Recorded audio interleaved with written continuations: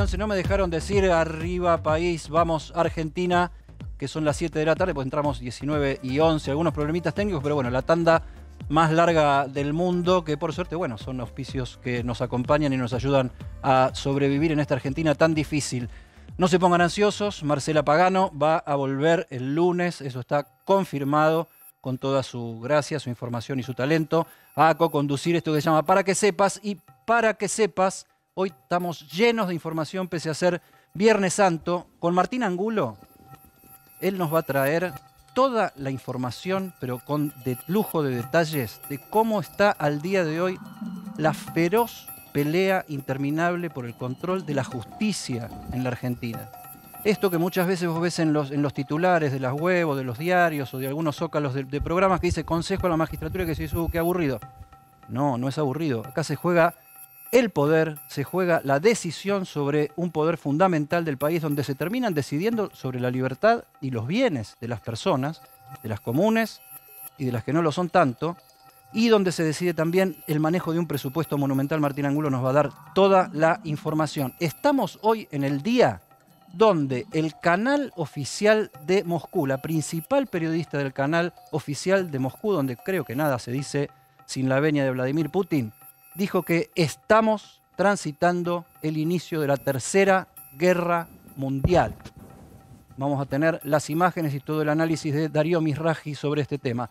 Vamos a tener la situación en Olivos, donde hay un nuevo habitante que se llama Francisco Fernández, el hijo del presidente, y Fabiola Yáñez, pero donde también el propio presidente con su equipo está decidiendo cuál va a ser el anuncio que pueda haber eventualmente la semana que viene con algún cambio en el gabinete o en el curso del gobierno nacional. Eso lo vamos a ver con Rosario Ayerdi, que hoy, como todos los viernes, nos acompaña desde la redacción.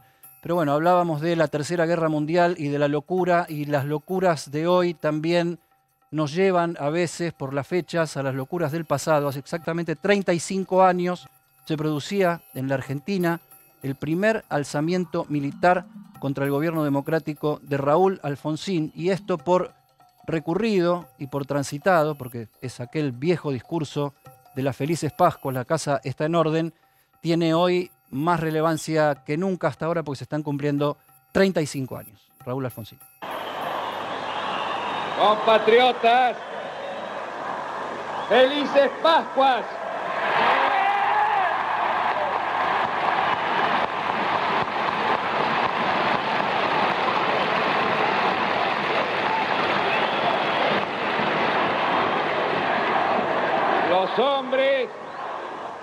Los hombres amotinados han depuesto su actitud.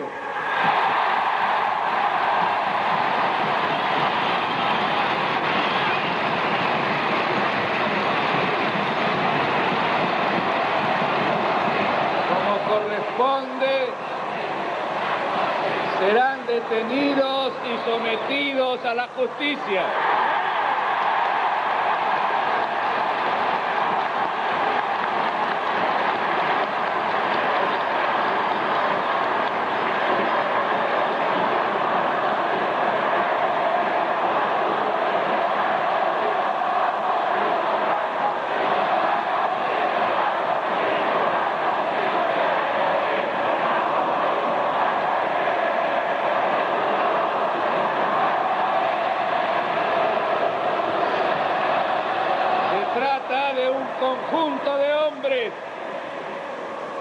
Conjunto de hombres,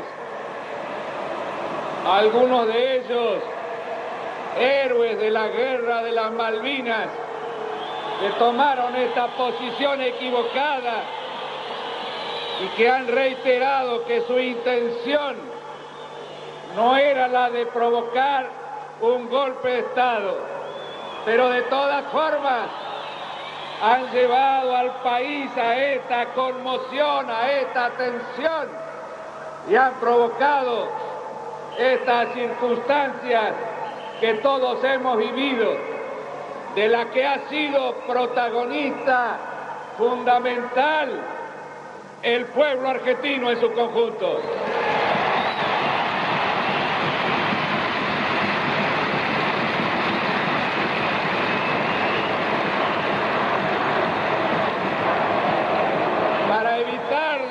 derramamientos de sangre.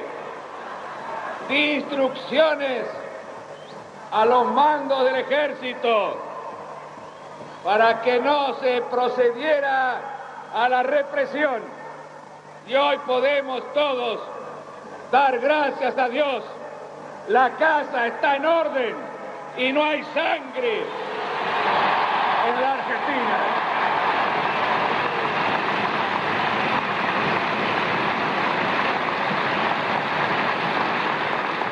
Plaza llena, la casa está en orden y no hay sangre en la Argentina. Un discurso que en su momento fue muy aplaudido por un lado en la plaza, muy cuestionado por quienes estaban en la oposición, pese a que muchos dirigentes opositores estaban dentro de ese mismo balcón. Ahí lo veíamos a Ítalo Luder, que había sido el derrotado por Raúl Ricardo Alfonsín en las elecciones del 83.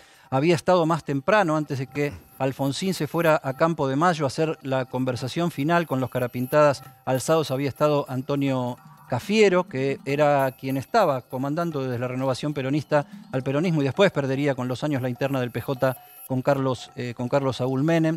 Y había otros protagonistas en ese balcón que después más tarde vamos a tener a dos y que yo diría que son de algún modo fundamentales, porque uno venía viendo desde abajo el fenómeno alfonsinista, desde la calle, desde la juventud, y otro venía viéndolo desde la imagen, desde la fotografía y desde el registro histórico de lo que estaba sucediendo. Hace 2 semanas atrás, nosotros estuvimos evocando acá los 40 años del inicio de la Guerra de Malvinas, la invasión de las Fuerzas Armadas, las tropas argentinas, a Puerto Stanley, rebautizándolo Puerto Argentino. 5 años después, 5 abriles después, Raúl Alfonsín tenía este conflicto originado en Córdoba, en el tercer cuerpo de ejército, terruño de uno de los militares más feroces que tuvo la dictadura militar, Luciano Benjamín Menéndez, que estaba para ese momento ya procesado, y al mando de un oficial al que se lo apodaba el Nabo y su apellido era Barreiro. Empezó el alzamiento en Córdoba y luego siguió en Campo de Mayo, y ahí un poco espontáneamente y otro poco asusada, animada por la televisión, sobre todo la televisión pública, con alguien que es muy conocido de esta casa, Carlos Campolongo y Mónica Gutiérrez, conducían el noticiero de aquella vieja Argentina televisora color. Viendo las imágenes empezó a movilizar la sociedad. Está Jorge Enrique sentado acá con nosotros, que fue desde la plaza protagonista en aquel momento. Viene para que hablemos ahora con Martín Angulo del tema de la pelea por la justicia y del Consejo de la Magistratura, pero ahora también le vamos a hacer una preguntita sobre este tema y su evocación de aquel momento. Alfonsín, decía yo que hace 2 semanas estábamos evocando el inicio de la Guerra de Malvinas. Alfonsín termina enfrentando a estos oficiales carapintadas, muchos de ellos excombatientes de Malvinas, y parte del pacto que se hace para que depongan las armas, la actitud, y algunos de ellos empiecen a transitar por tribunales para ser juzgados, fue llamarlos héroes de Malvinas desde el balcón de la Casa Rosada. En 5 años, la plaza llena por 2 cosas tan distintas como apoyar la recuperación por parte de la Argentina, de Puerto Argentino, y luego la recuperación de la democracia virtualmente en manos de un gobierno democrático que tenía enfrente a alzados carapintadas. Jorge, ¿dónde estabas vos en ese momento? ¿Estabas en la plaza? En la plaza sobre... No arriba, en la plaza. No, estaba sobre la izquierda con toda la militancia de mi comité. Yo era presidente de un comité en Barracas. De la Unión Cívica Radical. De la Unión Cívica Radical, obviamente, era dirigente de la Unión Cívica Radical. Y bueno, habíamos ido con los militantes a apoyar esto que para nosotros fue una gesta muy importante porque fue la primera vez que se le ponía un vallado a una intentona, a un cuartelazo como era que había contado con el apoyo de algunos militares que se habían levantado. Y también recuerdo un general Alaiz que tampoco nunca llegaba con sus tropas. Sí, y que tenía que venir desde Entre Ríos, y el general Alaiz nunca llegaba. Todavía lo estamos esperando. Es que por eso se habla siempre, tarda más que el general Alaiz en llegar a un lado, ¿no? A mí cuando llego tarde me dicen, parejo general Alaiz. Pero bueno, fue un momento muy emotivo, por cierto, porque era el primer presidente que se le ponía enfrente a una asonada militar, por un lado, y sobre todo porque había hecho un hecho histórico como fue el juicio de la Junta de Comandantes. Totalmente.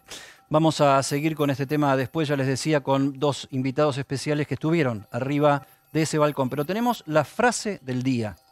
La frase del día la dijo una funcionaria del Fondo Monetario Internacional. Miren cómo pedí que me anotaran el nombre. No sé si llegan a ver ahí porque está solamente en virome, en letras grandes. Seila Pasarbasyoglu, dicho así no parece tan difícil, es un nombre turco pero un poco largo y que tiene así una mezcla de consonantes. Esta mujer es directora de estrategias del FMI y dijo: la inflación está paralizando la economía argentina y necesita ser domesticada. Cosa, espérate que me corro un poquito, si le pueden ver la cara a Celia, doña Celia, la que tiene apellido de novela de la tarde, de otros canales.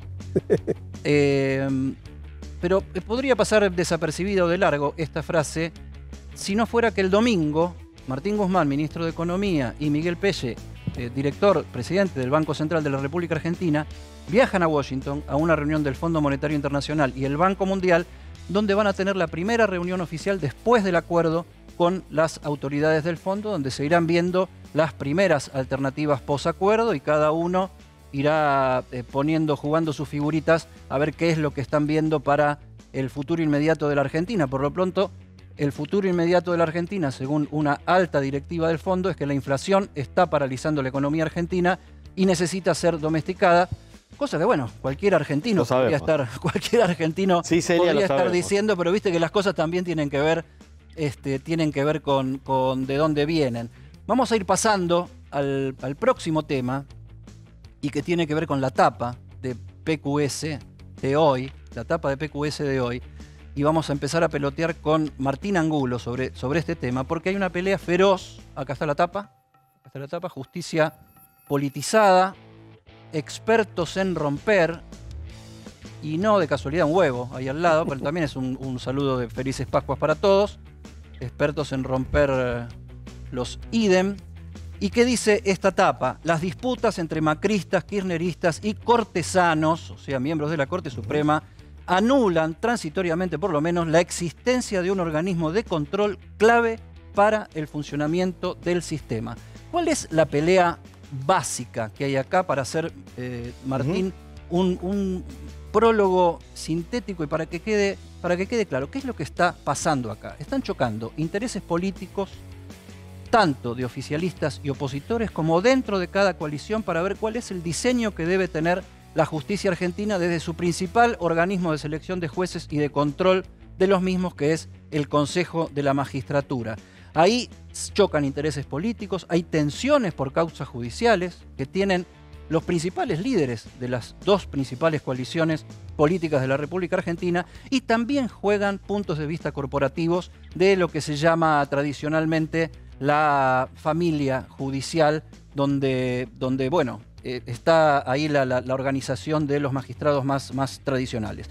Hay un trasfondo presupuestario también en esta pelea y dos visiones sobre la autonomía del Poder Judicial. La Constitución Nacional dice que el poder se parte en tres: el Ejecutivo, el Legislativo y el Judicial. Hay una visión que históricamente ha dicho que el Poder Judicial es casi un hijo del poder político, o sea que son los políticos los que deciden y son los políticos los que deciden y manejan, por lo tanto, el presupuesto. Hay quienes vienen planteando que tiene que haber un avance en la República Argentina de este sistema para darle mayor autonomía al Poder Judicial. Y esto incluye también darle el manejo del presupuesto, y ahora vamos a ver cifras que son bastante claras en cuanto a esto. Ahora, toda esta pelea, por ahora por lo menos, en vez de dinamizar el sistema, lo paraliza y lo que derrama es hacia todo el Poder Judicial de la Nación un ejemplo de lucha y tensión por lo que se percibe como privilegios. Ahora, lo que nos trae Martín es el detalle, el quién es quién y el porqué de esta pelea que nos tiene en vilo y que nos tiene hoy por hoy, justo en el día de hoy, prácticamente sin Consejo de la Magistratura.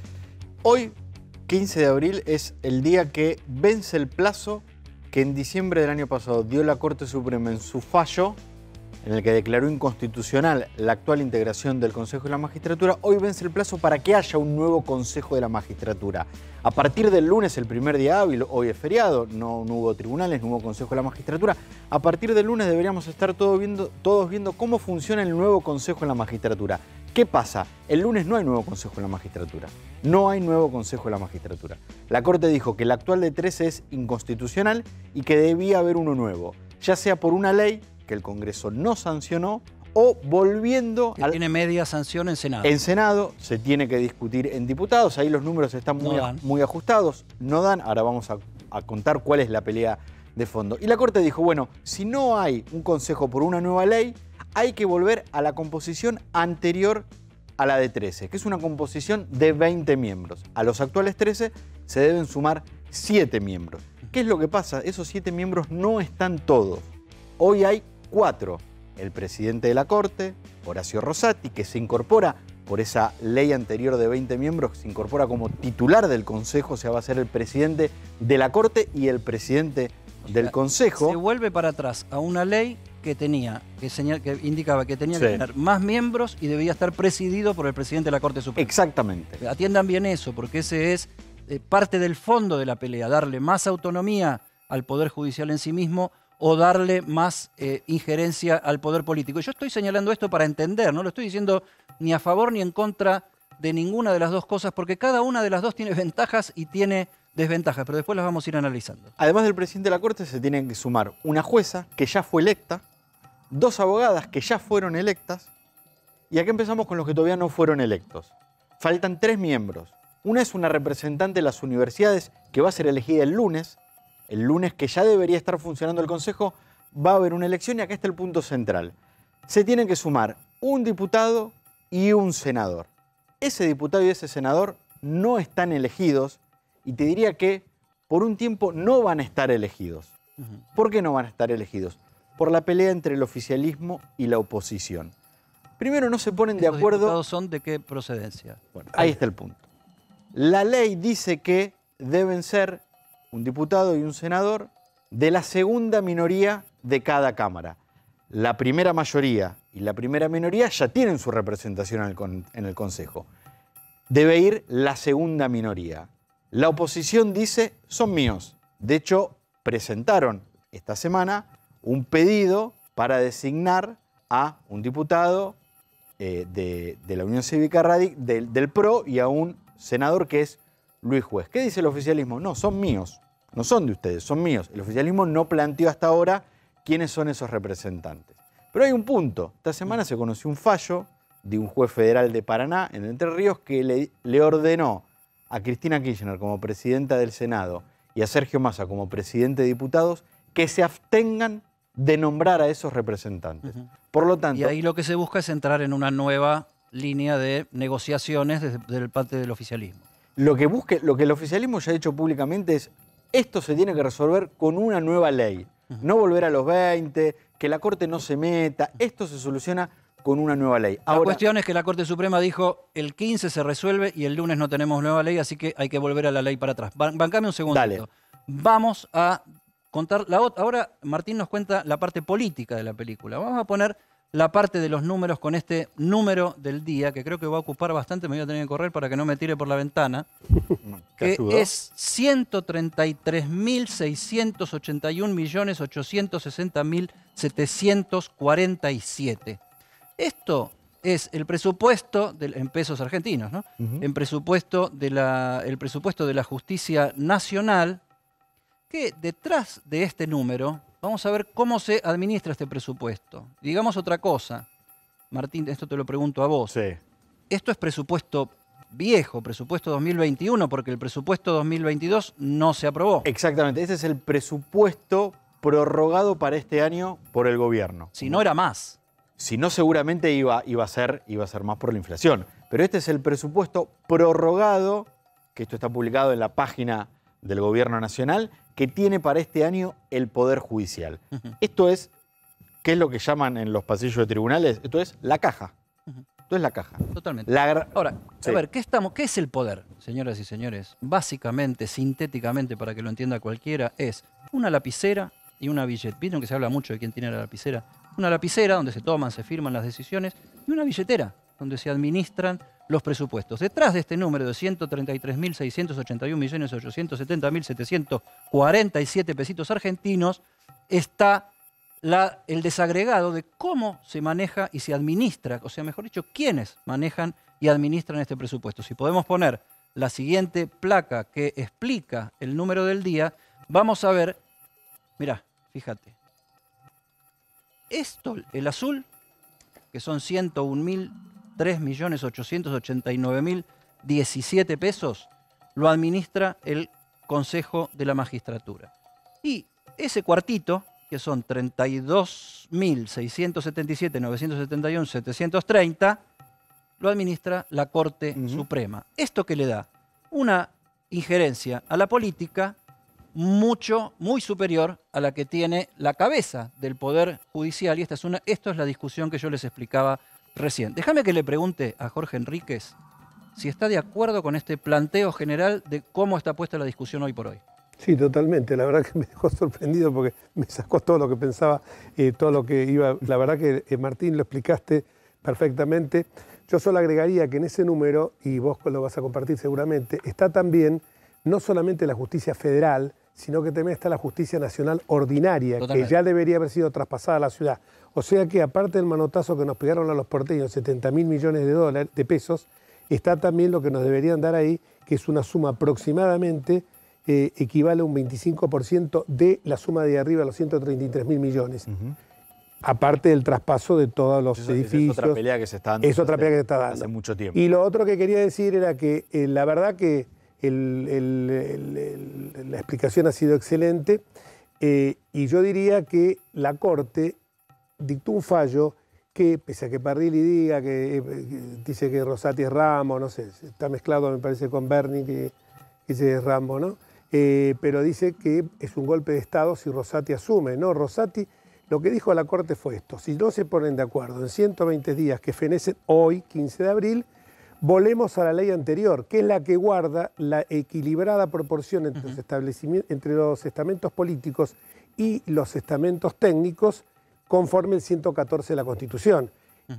No es lo ideal hubiera sido, y no quiero ser autorreferencial, lo que hicimos nosotros cuando yo era presidente de la Comisión de Justicia y Seguridad en la Constitución porteña, que para evitar esto nos pusimos de acuerdo, fíjate vos, alguien que está en mis antípodas se puso de acuerdo conmigo en esto, Zaffaroni, que teníamos que hacerlo para evitar estos dimes y diretes sujetos a mayorías circunstanciales del Congreso, poner ya 3 representantes de los legisladores, que no pueden ser legisladores, sino juristas, 3 representantes de los magistrados y 3 representantes de la matrícula de los abogados. Y ahí tenés equilibrado la parte técnica, sin la intromisión del Poder Ejecutivo, ni tampoco que se transforme en un autogobierno de los jueces. Eso es lo que buscó la Constitución, ¿no? Perfecto.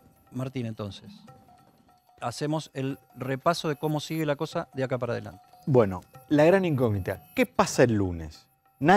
Todos te dicen lo siguiente: la Corte va a intervenir, la Corte algo va a hacer. Nadie sabe qué es lo que va a hacer la Corte, porque acá empiezan a jugar los protagonistas. Estaban bien la placa anterior con las caras. Ahí está. Estos son hoy los 3 protagonistas centrales de esta pelea. En el medio, Horacio Rosati, presidente de la Corte Suprema de Justicia de la Nación.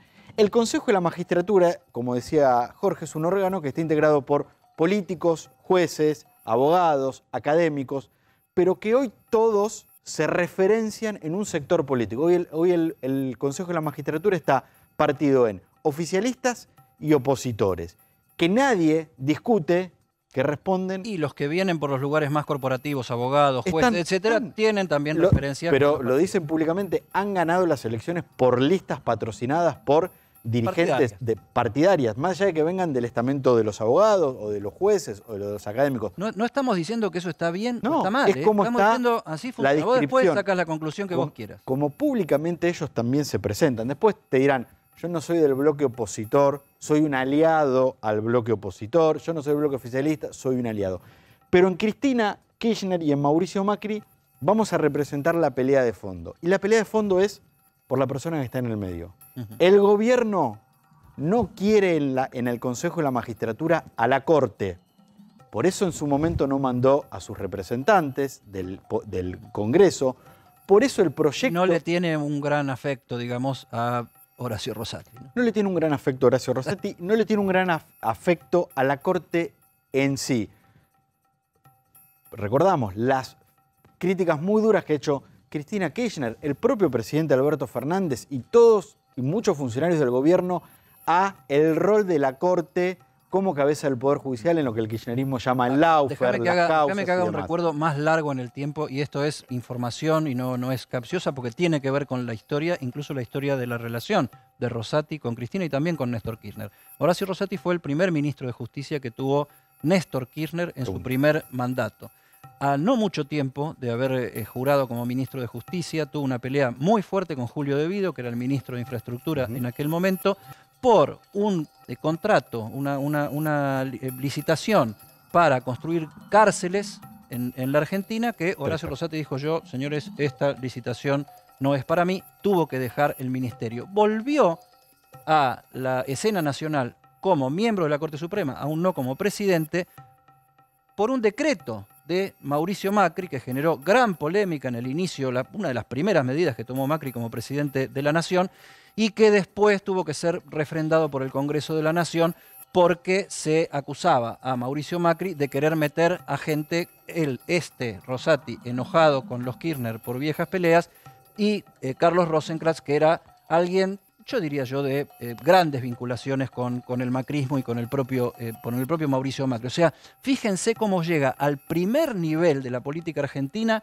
cómo tiene que funcionar el organismo donde tiene que tomar sus decisiones originarias, estructurales, el poder, tal vez diría yo, más importante de la Argentina para ver cuestiones de libertad de personas, patrimonio de personas y constitucionalidad de las medidas que se toman. Aclaremos que Rosati es de origen peronista. Es peronista. Fue en el año 94 convencional constituyente por el peronismo. Fue y intendente aclaremos de Santa también Fe. que... ¿Cómo? Fue intendente de la ciudad de Fue Santa intendente, Fe. exactamente, por el peronismo, siempre Martín.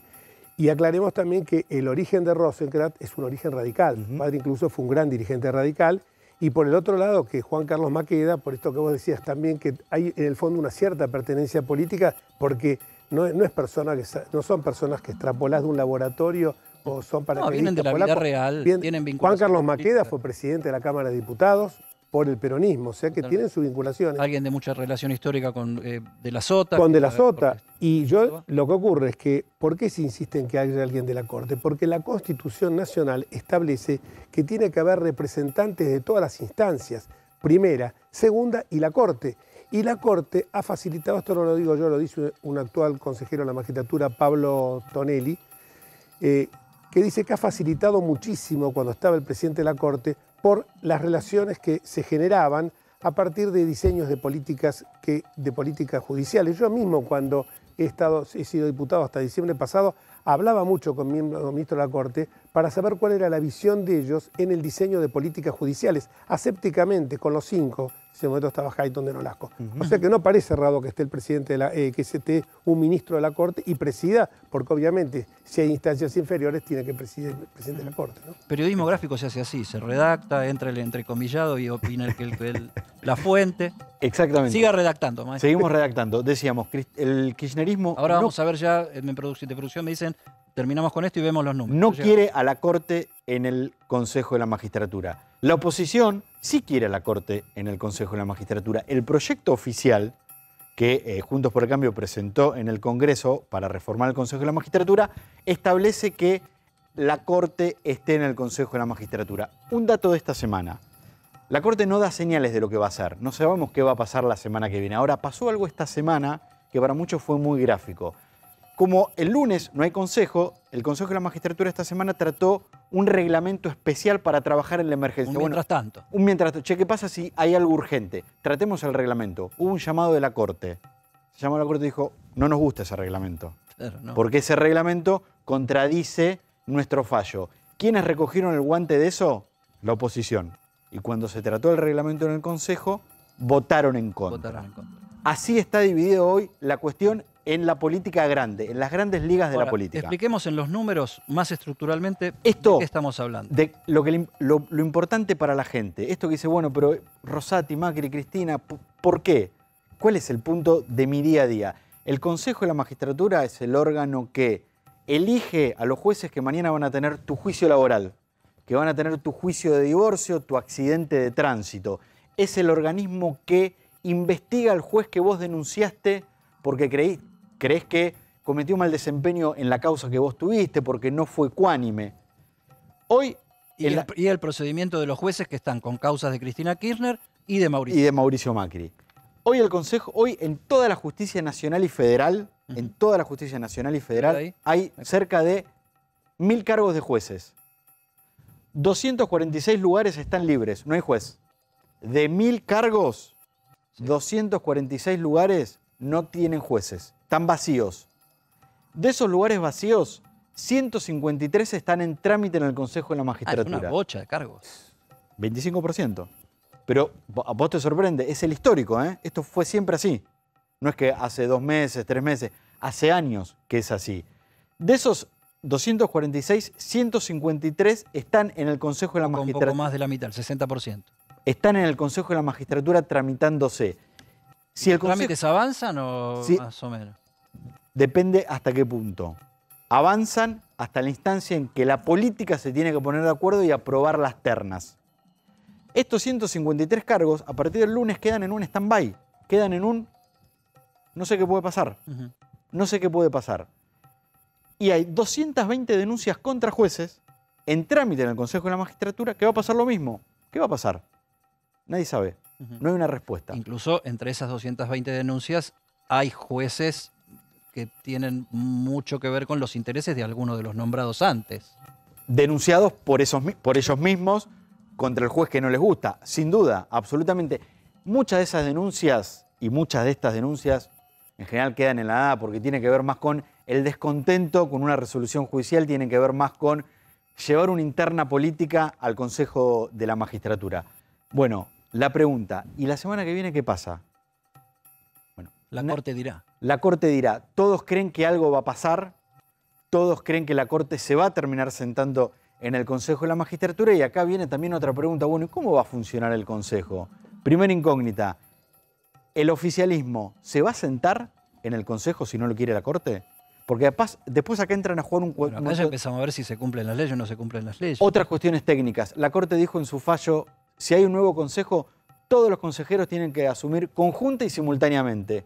Bueno, si no hay 2 consejeros del Congreso, ¿pueden asumir el resto si la Corte dijo conjunta y simultáneamente? Bueno, van a venir una serie de discusiones que van a tener como excusa lo jurídico, pero que van a tener de fondo lo político.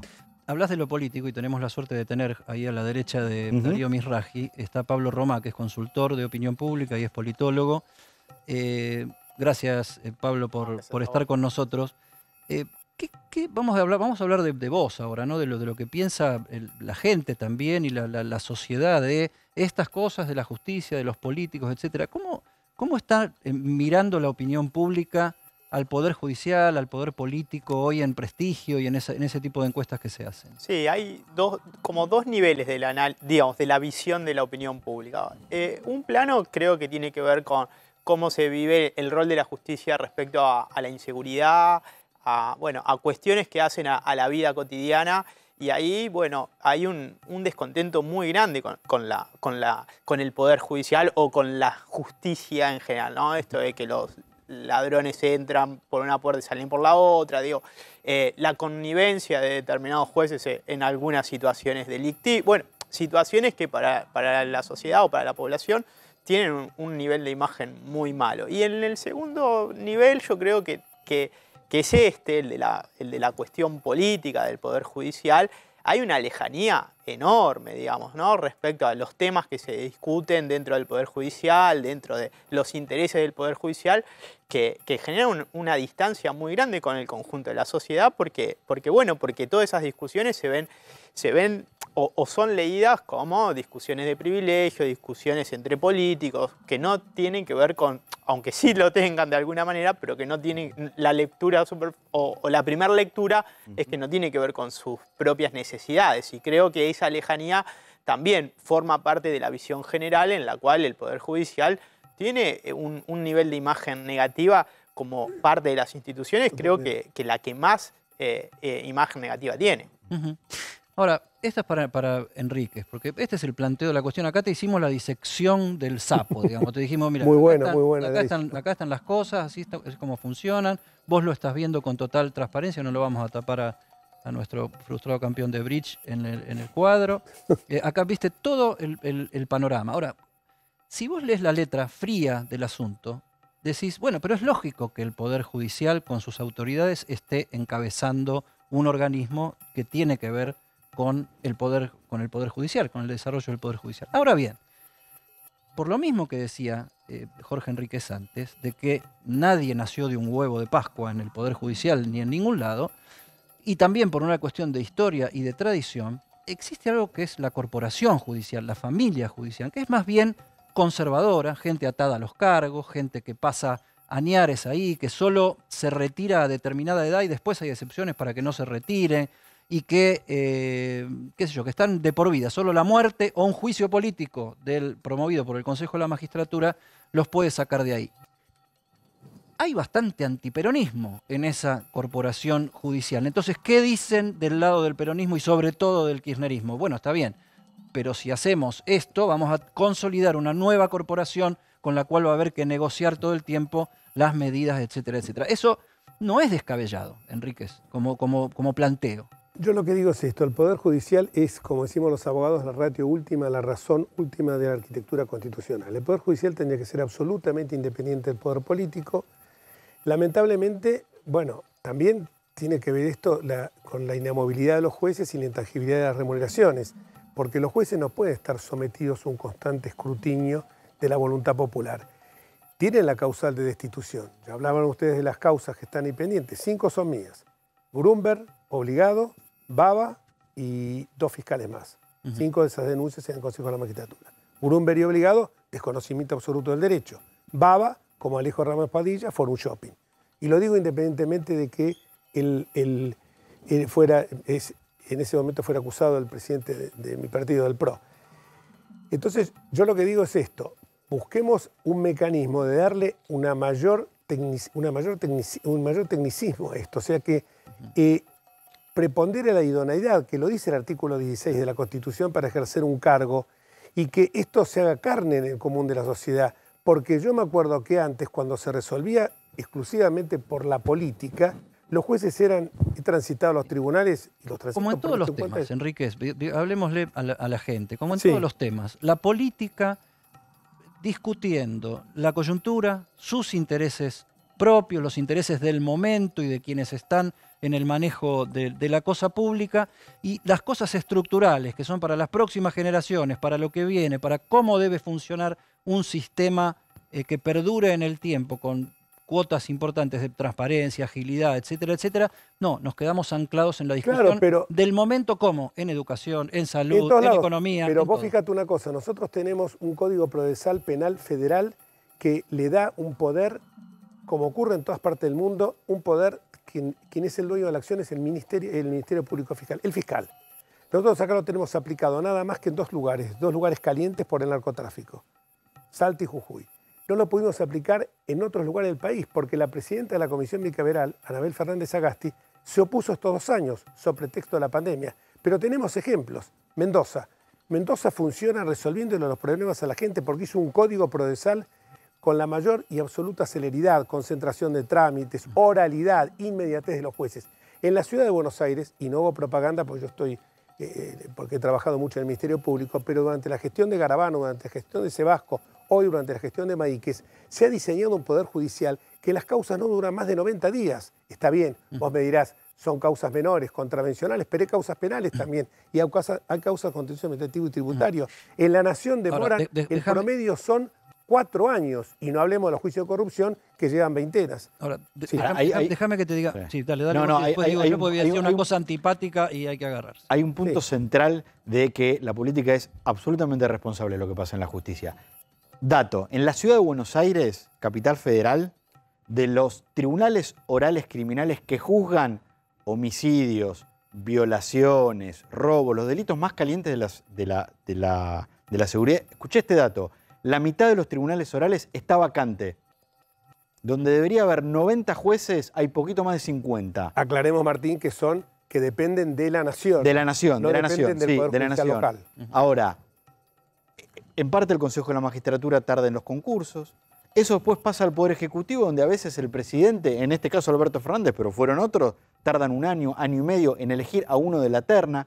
Y ni que hablar de lo que pasa en el Senado, que es el que le termina dando la aprobación final a los jueces para que asuman, que también demoran mucho tiempo en esa cuestión. Hace poquitos días un juez me decía, ¿vos creés que si mañana se desocupa un cargo de ministro o un cargo de diputado, cuánto tarda la política en cubrirlo? Nada. Un día, 2 días. ¿Y por qué No, ya está cubierto de antes. Claro. ¿Y por qué los cargos de jueces tardan años? Está con el diploma bajo el brazo. ¿Y por qué los cargos de jueces tardan años? Porque está en cubrirse? politizada la cosa. Absolutamente. Entonces, como está politizada la cosa, así como decimos una cosa, decimos la otra. Tiene que asumir Horacio Rosati si el plazo se venció y no están elegidos los que están, porque eso es lo que dice la ley. Punto. Por más que no le convenga al kirchnerismo Sí, o al gobierno. Sí, o lo que ahí sea. va a haber otras discusiones, porque te van a decir, la Corte puso en vigencia una ley que está derogada. Esa ley de 20 miembros del Consejo de la Magistratura la derogó el los tribunales internacionales para quitarle la razón a la Corte. Y bueno, Ese, Martín, fue el voto de Lorenzetti. Sí. Porque Sí. Lorenzetti se apega mucho, se aferra mucho a Kelsen. Pero Kelsen dice que una norma, cuando es declarada inconstitucional, tiene que ser suplida por una norma redactada por el Congreso. Pero en este caso, esta norma No es el propio Congreso, de la propia Corte Suprema la que dice restablezcamos la anterior. Con esto termino nada más porque recién dijiste algo muy gracioso que dijiste esto periodismo gráfico con la fuente. Sí. No quiero convertirme en fuente, pero quiero anticiparles. No, el textual, ¿viste? El textual. El que opina. Quiero anticiparles lo que puede llegar a ocurrir. Futurología, pero de algunos lo lados... que están haciendo todos. ¿Cómo? Lo que están haciendo Lo que todos. estamos Nadie, haciendo. nadie Vos tiene en una... esto me llevas años luz, ¿no? Obviamente, y vos no, ¿para qué vamos a decir? Lo que puede ocurrir es esto. El día lunes, el martes mejor dicho, Rosati, el martes porque el martes tienen acuerdo, el martes Rosati va a asumir, primero. Segundo, el lunes los representantes de la oposición, que le corresponden 2 cargos, son Luis Juez como senador y Roxana Reyes, diputada santacruceña por la UCR. Sí. Ya los van a elevar a Cristina y a Sergio Massa para que lo eleven al Consejo de la Magistratura. Si no lo hacen, van a convocar un pleno para que de ese pleno surja tanto en el Senado como en la Cámara de Diputados y ya directamente sea una comunicación que vaya directamente sin necesidad, o sea, que ellos refrenden nada más. En cuanto al académico, se va a plantear alguna disputa con el académico. Y por el otro lado, está el disparate, el dislate jurídico de este juez Alonso, que bueno, por eso la Argentina es un país de fantasía. Un juez federal de Paraná se alza contra una sentencia de la Corte, autoridad de cosa juzgada, máximo tribunal, anda como dijeron ustedes, a los tribunales internacionales, anda donde quiera. Sí. Se alza, Que las hay de cal y las hay de arena. Claro, no, Porque hay un pero... lado y el otro, porque yo quería plantear esto también, y tenemos que ir redondeando disculpame. porque la tenemos a Rosario Ayerdi esperando desde la redacción con toda la calentura política que hay dentro de Olivos, donde se están resolviendo cosas importantes también para los próximos días, para la misma semana que viene de la que estamos hablando. Yo quisiera terminar con esto y el comentario que sea muy breve porque es un poquito fuerte. La única conclusión concreta y real que tuvo el caso Nisman en la Argentina fue el abroquelamiento de un sector de la justicia que se movilizó y que tiene que ver con esta divisoria política de aguas que hay también dentro de la corporación judicial y la familia judicial. O sea que en un tema que requeríamos justicia ya por un caso gravísimo de Estado, lo que terminó teniendo fue una conclusión política donde se abroqueló un sector de la justicia en contra de los que entonces estaban gobernando el país. Ese sector de la justicia fue culpable de la muerte de Nisman. ¿Cómo? Ese sector de la justicia, o por lo menos quienes representan a ese sector político por la justicia, fue el culpable de la muerte de Nisman. Nisman no se suicidó. Bueno, gracias Enrique por la visita. Favor, gracias a ustedes. Martín, temazo, lleno de información.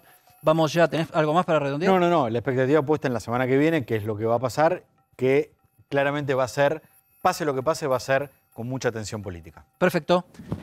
Vamos entonces a Rosario Ayerdi, que está nuestra compañera en la redacción. Rosario, ¿cómo estás? ¿Qué está pasando en Olivos, mi vida? Que estamos todos pendientes. ¿Qué nos viene después de dentro del huevito de Pascua, el primer huevito de Pascua de Francisco?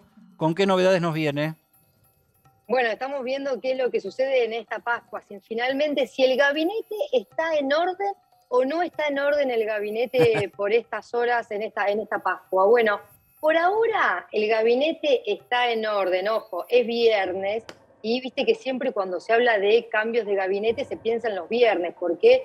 Porque no afecta a los mercados. Uno que hace política siempre sabe que los viernes, cuando hay rumores, tiene que estar atento porque tiene que darle un respiro a los mercados. Sábado y domingo no hay mercados, entonces siempre se piensa en que pueden llegar a pasar los fines de semana. Ahora, Alberto Fernández, como decíamos ayer, regresó a Olivos, hoy se recluyó en la Quinta de Olivos, recién el lunes va a tener su primera actividad oficial y está evaluando qué hacer con su gestión. Ayer repasamos un poco los nombres que estaban en la mira y demás. Lo cierto, lo que está viendo por estas horas y hablando con algunos funcionarios y gobernadores, Alberto Fernández, por estas horas, es que hay dos complicaciones principales para el presidente. Primero, el loteo, ¿no? Este famoso loteo del que venimos hablando siempre en gobiernos de coaliciones. Alberto Fernández loteó su gobierno. ¿Por qué? Porque es representante de un sector solamente del Frente de Todos. Entonces, los ministerios no responden solamente a Alberto Fernández, sino también, obviamente, al kirchnerismo, al masismo, a gobernadores, a sindicalistas y demás. Es la primera complicación con la que se encuentra el presidente Alberto Fernández para ver si hace cambios. La otra complicación es que no quiere llamar a Cristina Fernández de Kirchner. Entonces, este diálogo que todos los días tenemos que decir, un día más sin hablar el presidente y la vicepresidenta, este diálogo roto también hacen que se compliquen los cambios de gabinete. ¿Qué es lo que está pensando ahora Alberto Fernández? En las segundas líneas. ¿Qué pasa en las segundas líneas? Pero tampoco, ojo, porque tampoco está seguro de tomar la decisión. Y Alberto Fernández, con el mensaje que le hizo mandar a Martín Guzmán de estos funcionarios que no estén alineados, van a tener que gestionar solamente con funcionarios alineados, lo que está planteando Alberto Fernández es que den un paso al costado los que no coincidan con la política que vamos a llevar adelante a cabo. Entonces, ahora, Ro, Alberto Fernández está... Sí. A ver, para ir tratando de sacar alguna conclusión de las cosas que vos planteabas ayer, el domingo de Pascua se está yendo a Washington Martín Guzmán con Miguel Pelle. Vamos a suponer que son intocables por el momento, no les van a... Fortalecido. Ese mismo viaje, lo venimos diciendo, los pone como referentes consagrados de la economía y de este modelo.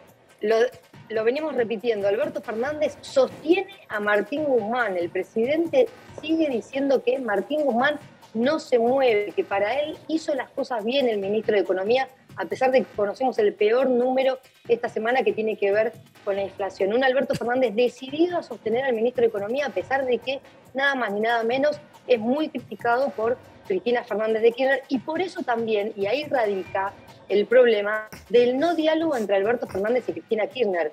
¿Por qué se van a sentar a hablar si no coinciden en el futuro del gabinete? ¿Para qué se va a sentar a hablar Alberto Fernández? Es lo que piensa, si Cristina Kirchner le va a decir hay que cambiar el gabinete económico, hay que cambiar a Martín Guzmán, y él lo quiere sostener. Claro, porque sus emisarios sí hablan, ¿no? O sea, no hablan Alberto con Cristina, pero sus emisarios sí. Te corto acá, Ro, con el tema duro político, porque Viernes Santo, viene la Pascua, sí. Todos tenemos ganas de distender un poquito. Y también en Olivos, dentro de Olivos, están pasando cosas que no tienen que ver con la política dura. Ahí lo estuvimos viendo y vamos a poner la foto acá en pantalla para que se vea. A Alberto Fernández dándole la mamadera a Francisco. Ahí lo tenemos un poco descentrado. Eddie, no. Ahí está. Justo, Eddie, justo pusiste una foto que Fabiola no está muy contenta. ¿No? Pero sí está ella también. No, porque...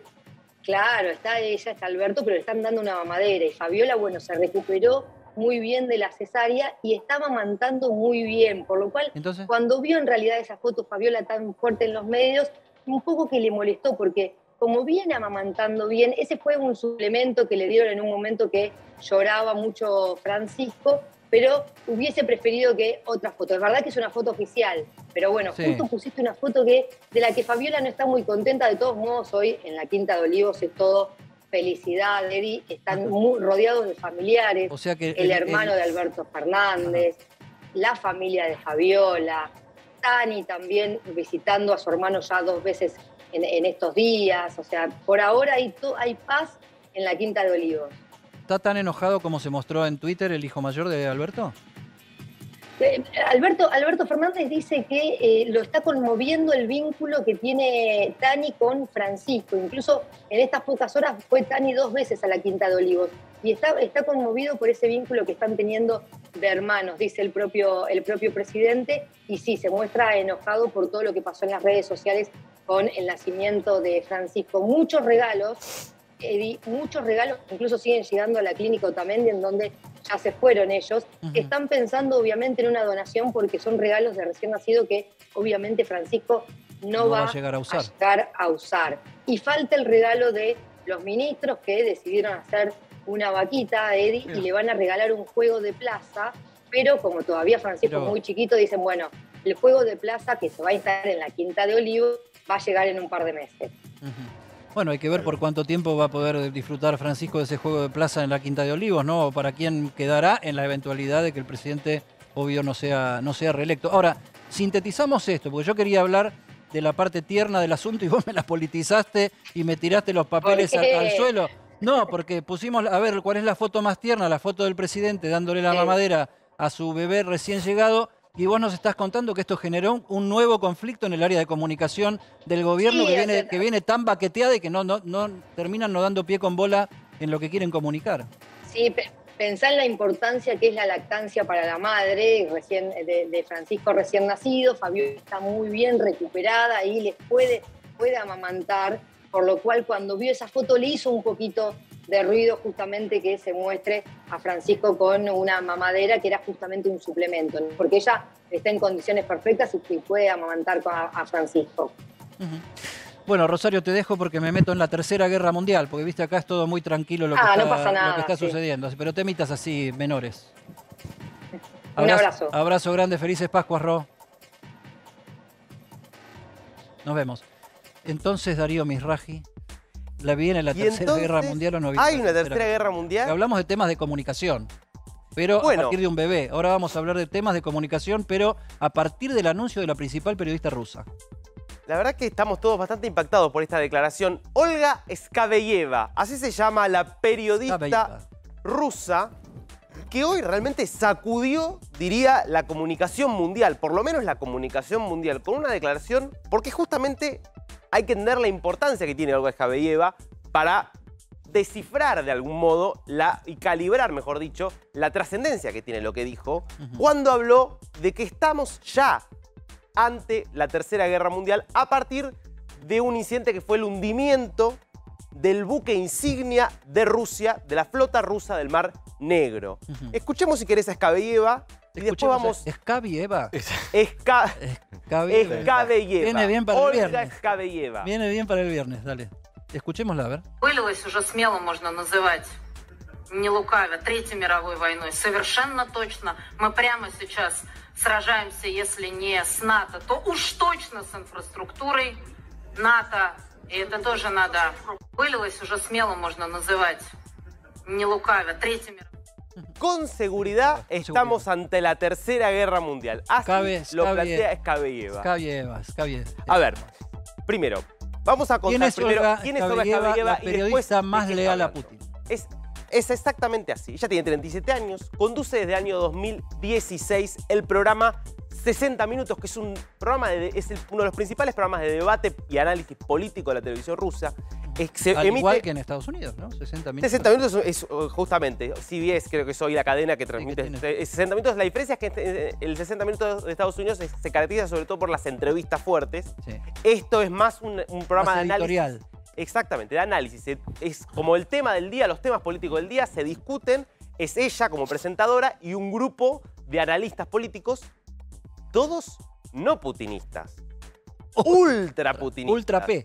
Ultra archiputinistas. Estamos hablando de Rusia 1, Russia 1, que es uno de los dos grandes canales estatales. El otro es el Canal 1. Son los dos grandes canales estatales que tiene la Federación Rusa. Y este es el programa político principal que tiene este canal Rusia 1. Convengamos en esto. La televisión pública en Rusia, primero, no es solo un canal, como lo está diciendo bien Darío.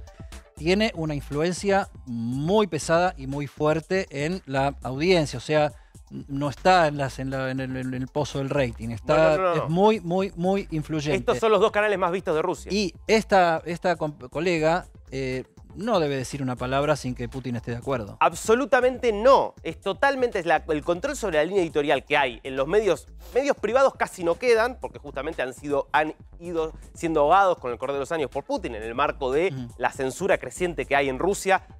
Siempre hubo, pero se fue agravando, yo te diría, en los últimos 10, 15 años, sobre todo del gobierno de Putin. Pero Y ni hablar el nivel de control que hay ya sobre los medios públicos estatales y más sobre este, que es, insisto, un programa que marca la agenda política y del debate público en Rusia. Casi como que está hablando una coronela del ejército ruso. Así ahí la está tratan, digamos... comunicacionalmente están en medio de una guerra. Miembro de las fuerzas especiales, la llaman algunos, pero las fuerzas especiales discursivas, por cómo, por la importancia que tiene. De hecho, ella entra un poco en escena, fíjate ahí analizando discursos, digamos, de Estados Unidos, discursos ahí, ella planteando, ella irrumpe de hecho en escena con una crítica mordaz terrible, siempre es muy crítica de todos los adversarios de Putin, se dedica como a ir demoliéndolos. Bueno, 678, ¿se acuerdan en un momento? Había un poquitito de... Había 678, pero... Súper 678. Pero súper, ¿no? Digo, hay una cosa ahí de muy ir contra los opositores. ¿Por qué ella habla de la Tercera Guerra Mundial? Expliquemos brevemente. Claro, eso es lo que digo. Si es una coronela del ejército en el área de comunicación, ¿a quién le está tirando el mensaje? ¿Qué quiere decir para adentro y qué quiere decir para afuera? Exactamente, porque hay un mensaje para adentro y hay un mensaje para afuera. El detonante es este hundimiento del buque insignia que se llama el Moskva o Moscú, que es básicamente lo que significa, es el buque Moscú, buque insignia. ¿Qué significa? Es el buque que lideraba a toda la flota del Mar Negro, que es el mar que está en el sur de Ucrania, teatro de operaciones importante en la guerra, porque justamente de donde se han lanzado ataques sobre Mariupol, sobre Odessa. Bueno, ese buque quedó hundido. Rusia dice que se hundió producto de una bomba, mejor dicho, de un desperfecto, de un incendio de origen desconocido, no por un ataque. Ucrania dice, le lanzamos 2 misiles Neptune que pegaron en el buque y por eso el buque se hundió. Bueno, claramente hay más razones para pensar que fue producto de un ataque, que fue un accidente, porque si no, no estaríamos hablando de que hay una Tercera Guerra Mundial. Ahora, el cambio de discurso es que antes en la televisión rusa no se podía hablar de guerra. No se mencionaba, estaba prohibido mencionar que esto era una guerra. Pasamos de que no se pueda mencionar aquello. O sea, que acá lo que hay es una apelación al nacionalismo ruso para que se movilice un poco más la sociedad, que estaba medio... Ni siquiera viéndola por TV porque no se hablaba. Totalmente, para justificar de algún modo lo que está ocurriendo. Y a nivel externo dice, es una guerra contra la OTAN. Porque lo que se está discutiendo ahora, en estas horas, es la posibilidad... Mientras tanto, en otro rincón de Ciudad Gótica, el jefe de la OTAN, Joe Biden. Y sí. ¿Qué pasó con Biden hoy? Bueno, miremoslo a Biden después de... ¿Podremos poner en movimiento o ya quedó? Ahí está. No, pues faltaba que se quedara afuera. Bueno.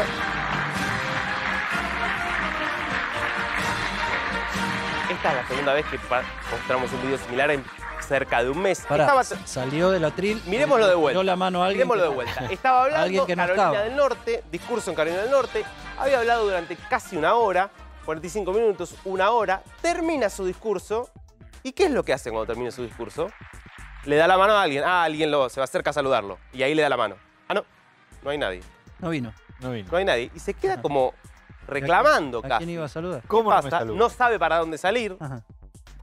La secuencia que habíamos visto hace un mes exactamente había sido un Biden que... Es la segunda vez que pasa esto en un mes. No, en este caso no le daba la mano a nadie, pero salía y creía que había que salir por un costado y en realidad era por el otro. Una secuencia muy similar a la de Fernando de la Rúa. Déjame que diga algo, porque parece que esto uno dice, bueno, vamos a mofarnos, vamos a reírnos un ratito de Joe Biden. No. La principal periodista de Rusia, la cadena televisiva estatal, que no dice una palabra sin que Putin dé la venia, dice que estamos en una tercera guerra mundial contra la OTAN, según los rusos.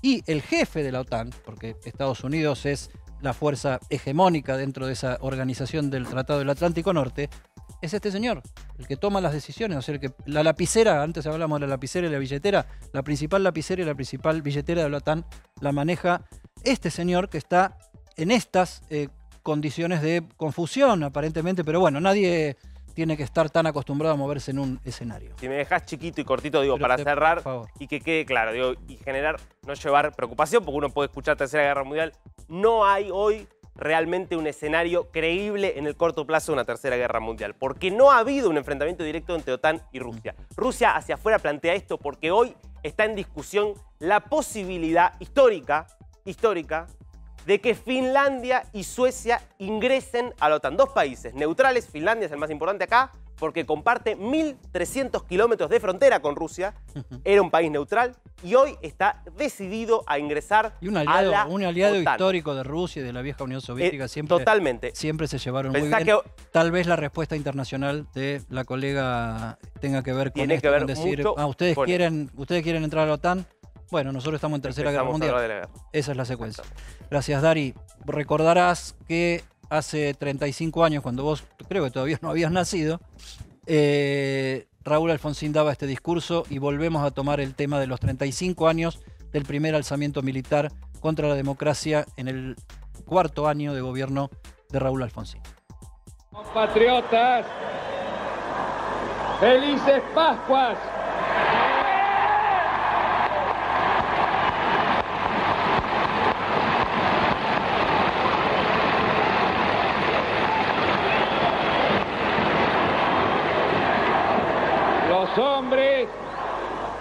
Los hombres amotinados han depuesto su actitud.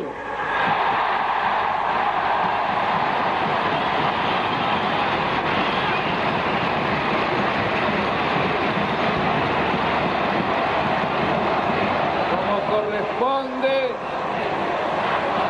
serán detenidos y sometidos a la justicia.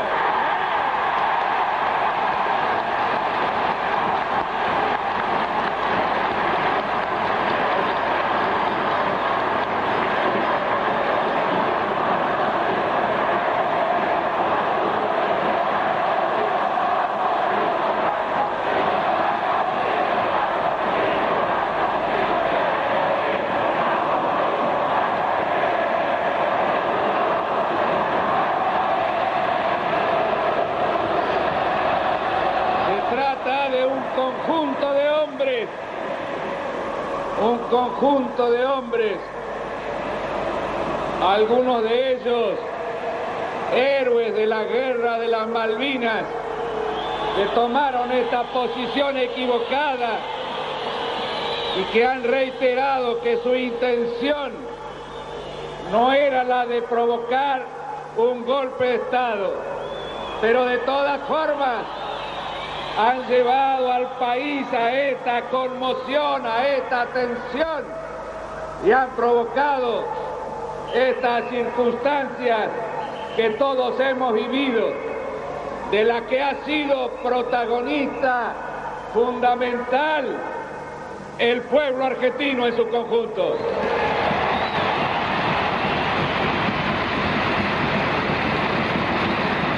Plaza llena, y les decíamos que en un ratito prometíamos antes, iban a estar dos de los protagonistas de ese balcón, dos de los protagonistas que permanecen, por supuesto, entre nosotros. Ahí había una cabecita que se asomaba por allá detrás del ex ministro de Defensa Jaunarena, el ex presidente, entonces presidente de la Cámara de Diputados, Juan Carlos Pugliese, y el vicepresidente Víctor Martínez, y era la cabeza de Facundo Suárez Lastra, que por aquel momento era Facundito, porque su papá, Facundo Suárez, dirigía la Secretaría de Inteligencia del Estado, y Facundito, que llevaba ese nombre, primero porque su papá era un dirigente que venía un poco antes generacionalmente, era el intendente de la Ciudad de Buenos Aires, que en aquel momento era elegido por el presidente de la Nación todavía, y ahí estaba protagonizando la escalada de lo que entonces era la juventud de la Junta Coordinadora Nacional, que había sido una organización... A ver, extrapolemos y digamos una barbaridad que no le va a gustar a Facu. La cámpora para los jóvenes, la cámpora de Alfonsín, digamos, para decirlo de alguna manera. Y en el otro cuadradito, ustedes están viendo a otro protagonista de ese balcón que tuvo que ver no con la historia del alfonsinismo, sino que tiene que ver con la historia de la Casa Rosada y los presidentes, porque es quien estaba registrando ese momento histórico con su cámara y como fotógrafo presidencial, Víctor Bullé, gran amigo, gran colega, extraordinario fotógrafo. Y están los dos, esos protagonistas de aquel balcón hace 35 años, y les damos las buenas noches. Gracias por estar, Facundito y Víctor, en Para que Sepas. Buenas noches, Víctor, Eddie, un gusto estar compartiendo la noche con ustedes. Hola, Eddie. Empezamos por Facundo, que estabas ahí atrás viendo el discurso final de Alfonsín, donde nos sorprendió a todos. Yo era muy chico en aquel momento. Bueno, ya había salido la colimba, ya tenía 23 o 20, qué sé yo, por ahí, 23 años. Nos había sorprendido a todos que de un alzamiento saliera el presidente Alfonsín reivindicando la condición de héroes de Malvinas, de algunos de los alzados en este movimiento en el que todos veíamos un intento de golpe de Estado y Alfonsín dijo no, no era un golpe de Estado. ¿Cómo lo viviste vos que estabas ahí? A ver, la crema política de ese balcón estabas vos, Facundo. Sí, bueno, fue un momento muy emotivo, primero porque la situación era muy delicada, había habido un acuartelamiento armado de oficiales en actividad del ejército que desconocían a sus mandos superiores y querían hablar directamente con el presidente de la Nación. Reivindicaban una amnistía general, no querían presentarse a los juzgados. Hay que tener presente que el presidente Alfonsín había instado al Ministerio Público a iniciar acciones contra los responsables militares. Había en ese momento 400 oficiales de las Fuerzas Armadas bajo proceso judicial y más de 200 civiles vinculados a actos de terrorismo de Estado, vinculados a proceso judicial. Y sobre todo había un clima nacional muy comprometido con la democracia. Había habido una asamblea legislativa donde todas las fuerzas políticas y el peronismo, muy democráticamente liderado por Cafiero, acompañaba todo este proceso. La CGT había convocado a la movilización de apoyo al gobierno y exhortando a los insubordinados a acatar el orden institucional. Había la política, la justicia, los tres poderes del Estado, todas las fuerzas políticas principales comprometidas sosteniendo la democracia, y un liderazgo muy moderado, porque Alfonsín fue muy valiente está personalmente, se tomó un helicóptero, se entrevistó con los oficiales insubordinados y armados, pero a su vez fue moderado, Facundo, exhortó a la concordancia permanentemente. Facundo, yo te digo que recuerdo dos momentos de la historia argentina donde la dirigencia política se mostró unificada ante una situación.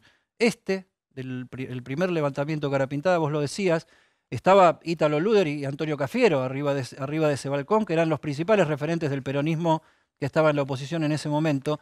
Y el principio de la pandemia ahora, cuando toda la dirigencia política se unificó para tratar de enfrentar este tema que no sabíamos a dónde nos llevaba y que tenía al mundo en vilo.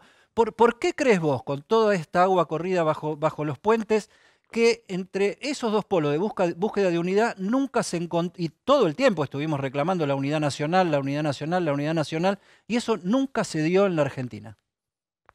Bueno, porque yo creo que este fue un momento donde lo que estaba en juego era la consolidación de la democracia al margen de las preferencias particulares de los argentinos en el orden político, económico y social. Las diferencias podían existir, pero no había diferencias en términos de la consolidación democrática. Entonces, lo mismo que pasó en el término de no hay diferencias, todos tenemos que estar procurando por preservar nuestra salud. Después, cómo se organiza la Argentina, hacia dónde vamos, cuál es nuestra mirada del futuro, nos diferencia. Hay diferencias, hay grietas, hay diferencias de valores, hay diferencias de programas y de criterios que son normales. Pero en estos dos puntos estaban en juego cosas muy importantes. En los episodios de Semana Santa estaba en juego la consolidación del proceso democrático, y por eso yo creo que fue muy virtuoso por el pueblo en la calle, la espontánea movilización popular, por el liderazgo, por la dirigencia política tan denostada en la actualidad, que actuó muy bien todos en la Asamblea Legislativa, todas las fuerzas políticas principales, la CGT, digamos, hubo una respuesta muy sólida del sistema político.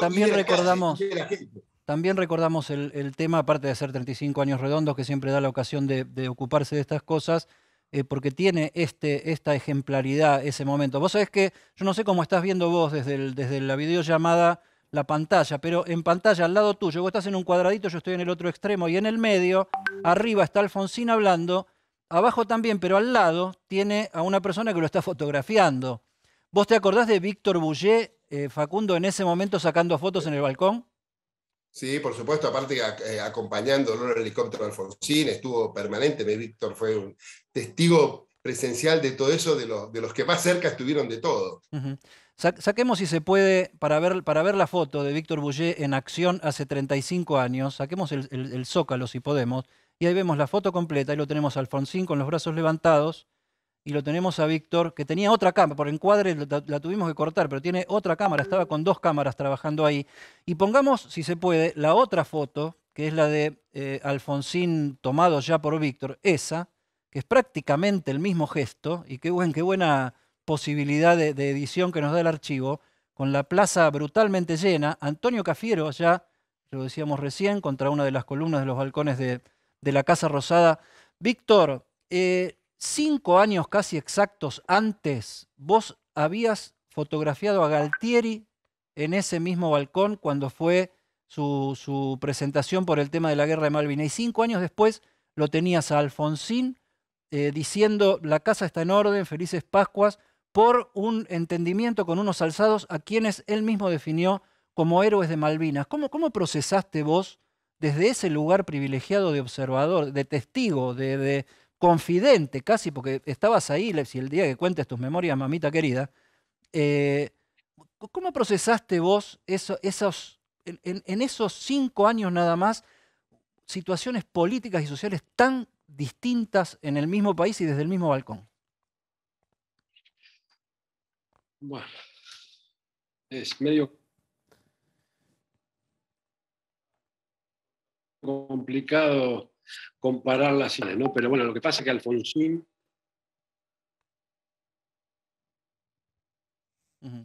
Tenemos ahí un problemita lo decía recién Facundo, de conexión.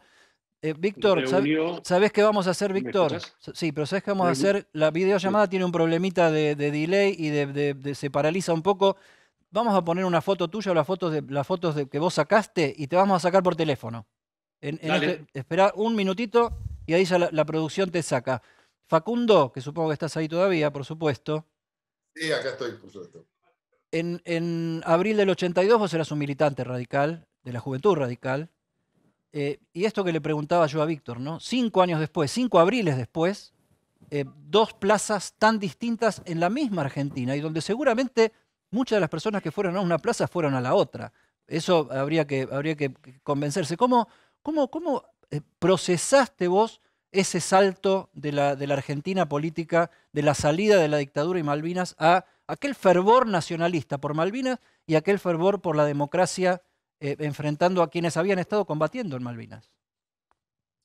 Sí, en realidad es buena la pregunta porque Malvinas generó, a mi juicio, una enorme confusión en los argentinos. Digamos, por un lado, la sensación importantísima en la Argentina de reivindicación de nuestros derechos territoriales sobre las Malvinas, pero por otro lado, la condena que hacíamos muchísimos en su momento, y sobre todo Alfonsín en particular, que fue de los pocos dirigentes políticos que, afirmando la soberanía argentina, dijo que esto no se resolvía desde la juricidad, desde romper el orden internacional. La Argentina venía avanzando en sus situaciones con relación a las Malvinas, con resoluciones de Naciones Unidas, donde obligaban al Reino Unido a negociar y reconocer los derechos de la Argentina sobre el territorio de Malvinas, y el acto de ocupación de las Malvinas por la dictadura militar fue un acto que no estuvo ajustado al derecho internacional y que terminamos pagándolo muy duramente. Inclusive a mí me duele mucho que se celebre para homenajear a los héroes de Malvinas, que considero que los que pelearon y actuaron con dignidad, que fueron muchísimos oficiales soldados, a pesar de la malísima estrategia del ejército argentino, debieran ser honrados fuera del día en que la dictadura militar cometió un error estratégico enorme. Digamos. Yo soy de los que creen que el 2 de abril es una lástima que se haya salido de la reivindicación de la soberanía nacional sobre Malvinas el 10 de junio, que era lo que Alfonsín había sostenido, para recordar el 2 de abril, porque es una forma de legitimación, un error de la dictadura militar argentina, un error grosero que llenó de sangre. Y recuerden que Felices Pascuas... Sí, una salvajada para mantenerse en el poder, esto lo digo yo, corre por mi cuenta. Ahora, Facundo... Y lo suscribo, Eddie, pero disculpame que siga con la idea, porque...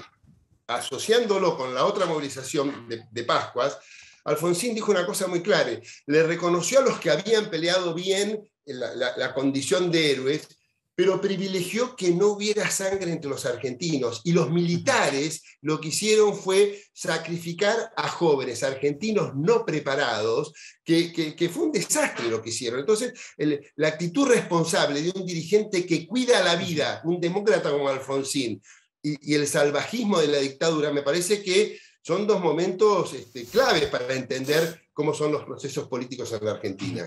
Ahora, venía mezclado el asunto, porque el levantamiento empezó con el Nabo Barreiro en Córdoba, y el Nabo Barreiro tenía compromisos con la dictadura y el tercer cuerpo de ejército de Córdoba era uno de los que más resistencia venía ejerciendo contra los juicios que vos mismo estabas mencionando ahí, que tenía casi 600 entre civiles y militares procesados, aparte de haber procesado a las juntas militares, ¿no? O sea, había, por lo menos entre comillas, golpistas en ese movimiento.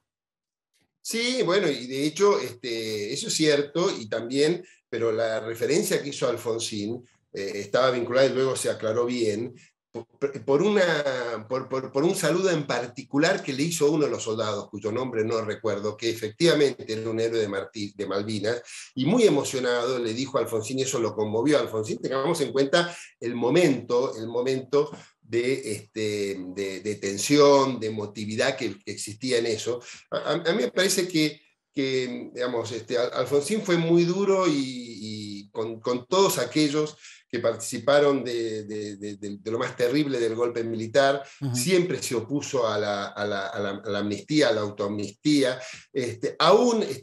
Recuerden que inclusive Menem, luego de los procesos judiciales, cuando Menem hace el indulto, había 200 oficiales y 100 civiles todavía detenidos, o sea que lo que se hizo durante el gobierno de Alfonsín, y no solamente Alfonsín, la justicia argentina, que a veces demoró... Y otra movilización popular muy importante en contra, en aquel momento, el día que Menem decretó los indultos, donde se encontraron bastante horizontalmente casi todas las fuerzas políticas, menos el oficialismo de ese momento. Vos sabés, Víctor, le contamos a la gente que... Yo estuve en la calle Claro, por eso. en esta movilización. Por eso, para la gente que recién se engancha, estamos recordando los 35 años del primer alzamiento carapintada militar contra Raúl Alfonsín. Nosotros prometíamos que de las imágenes habíamos ido a buscar a dos protagonistas de ese balcón, desde donde Alfonsín dijo: Felices Pascuas, la casa está en orden. Uno es Facundo Suárez Lastra, quien estamos viendo en pantalla, y otro es Víctor Bullé, que tuvimos un problemita de señal con la videollamada, pero ahí lo tenemos en lo que más sabe hacer, en una foto, con una cámara sacando fotos, y arriba la foto que tomó en aquel momento de Alfonsín dando el discurso, lo tenemos por teléfono. Víctor, ¿cómo recordás el armado de ese balcón? Y ahí Facundo nos decía, él fue en el helicóptero con Alfonsín a Campo de Mayo. Sí, vos sabés que, viste, a veces uno se olvida y a veces uno se acuerda de cosas. Yo me recuerdo que cuando Alfonsín se asoma a la plaza, una plaza unida, por casi todo el arco político, y cantaban, no se atreven, si se atreven le quemamos los cuarteles. Esa fue una canción que retumbaba y nos quedamos impresionante. Déjame que la cante yo. No se atreve, no se atreve, si se atreve, le quema. Mirá, Facundo se ríe porque él la cantaba también. Vos, Mirá Rosa, que era jefe de la Fuerza de la Marina, me preguntaba qué cantan y yo se la tuve que cantar, ¿viste? Ah, mirá vos. Así que bueno, pero yo creo que con ese impulso giró Alfonsín hacia lo que era la dirección de ceremonial, que era por el lugar donde se ingresaba al balcón, y de ahí, bueno, minutos más, minutos menos, se dispone la salida que él anuncia, ¿no?, que salía para Campo de Mayo. Sí, él le avisó a la plaza, me voy a Campo de Mayo a parlamentar con los alzados. Exactamente. Así que no sé, no recuerdo bien si pasamos por el despacho primero y bueno, después bajamos directamente. Se subió al mobiliar, yo traté de subirme a un coche de la custodia presidencial. Llegamos, el helicóptero no se tomó, el gobierno se tomó al lado de la Estela Maris, que hay una base de la Fuerza Aérea con un helipuerto. Había un helicóptero grande del ejército, creo. Bueno, los lugares estaban ahí. Y el que tuvo el gesto enorme de cederme a mí el lugar fue José Ignacio López, que era el vocero, un gran colega, recordado y gran amigo. Así que pude ingresar a ese helicóptero. Víctor, ¿estabas cerca de Alfonsín en el helicóptero? Me imagino. No, Alfonsín. No, yo estaba en un habitáculo que queda en el extremo trasero del helicóptero. Por suerte me pude subir ahí con pocas posibilidades de de movimiento, pero en definitiva estaba en el helicóptero, que para mí era... Cuando era vas con la autoridad que te da la historia, haber sido testigo, cuando bajaron en Campo de Mayo del helicóptero, ¿en qué actitud física y en qué, cómo hablaba, qué decía, cómo lo veías Alfonsín? ¿Actuaba como jefe de las Fuerzas Armadas? ¿Cómo qué iba? Déjame que te cuente el trayecto, porque en el trayecto, dale, sí. El trayecto del helicóptero tuvo dos situaciones impresionantes para mí. Mira. Una, el silencio, más allá de lo que genera el ruido del helicóptero en sí mismo, ¿no? Cuando está navegando. Pero yo lo cabeceé un poquito ahí, estiré la cabeza, lo vi a Alfonsín medio con la cabeza agacha, acompañado por el jefe de la Fuerza Aérea, el brigadier Crespo, el brigadier Panzardi, a su lado, los 13 decanes, el comisario, el jefe de la custodia presidencial, 2 oficiales más y yo. Bueno, el viaje de ida yo podría decirte que fue en silencio absoluto, pero la otra cosa que me llamó la atención, que el helicóptero pasó por distintas zonas de Buenos Aires hacia Campo de Mayo. Diríamos, cuando pasamos la General Paz entramos en Vicente López, después entramos en San Isidro, y en Vicente López desde abajo, desde las calles, de las casas, se revoleaban manteles. Desde San Isidro, desde La Cava, desde la villa La Cava, sucedía lo mismo, y desde el otro San Isidro, el San Isidro de las grandes casas, también sucedía lo mismo. O sea, así que cuando el país unificado, todos los sectores sociales del país unificados en este reclamo de que no pasaban. Llegamos acá, esto fue así, eso fue muy impresionante visualmente, ¿no? Porque la verdad es que ahí donde te reitero que había una sociedad unida con respecto al tema. Bueno, llegamos a Campo de Mayo, el carnaval me anuncia, me dice, Víctor, cuídate, pues no sé qué va a pasar. Te imaginas que cuando un militar entrenado, armado, me dice eso a mí, que yo iba con las cámaras, dije, bueno, vamos a ver qué pasa. No me cayó nada bien. Sí, bueno, encima metiendo miedo con las caras pintadas, ¿no? Con porque camuflaje de guerra. En el cuartel estaban los militares leales, por decirlo de alguna manera, y como se decía en ese momento, estaban los leales. Bueno, llegamos al lugar, al despacho del comandante de Campo de Mayo. Alfonsín ingresa al despacho y todos los que íbamos nos quedamos afuera. Quedó él ahí en el despacho, que yo no logré visualizarlo porque lo dramático para mí como fotógrafo, que yo te estoy contando algo que no pude fotografiar y generalmente yo cuento algo que generalmente lo acompaña en una fotografía, ¿viste? Así que bueno, Rico no venía, el teniente coronel Julio Hahn, que era el decano de ejército, decide ir a buscarlo, se demora unos 15 minutos, que para algunos fue mucho más, mucho menos, pero para mí fue una eternidad, no venía, hasta que llegó Rico acompañado por Julio Hahn, ¿no? El brigadier Panzardi, que era el jefe de la Casa Militar, le ordena a Rico desarmarse. Rico acepta la orden, se saca la cartuchera y Pero, Víctor, ¿cómo le ordena desarmarse? ¿Con grito militar, con voz militar? No. Desármese. No. Si por favor desenfunde o deje el arma aquí. No me acuerdo bien las palabras, te imaginas, pero fue así.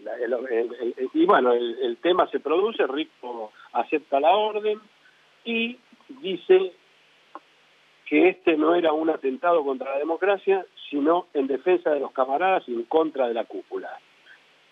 Eso es lo único. Eso le dice Rico al jefe que le ordena desarmarse. A todos, a los integrantes, a los 13 decanes, escuchan los 13 decanes, el jefe de la Fuerza Aérea, el brigadier Panzardi, que era el jefe de la Casa Militar, y yo, que era el único civil que estaba ahí, más los comisarios y la gente de la custodia presidencial. Claro, que ahí en rango, menos vos obviamente, que yo creo que tenías más rango, ahí en rango él era un subordinado de todos ellos.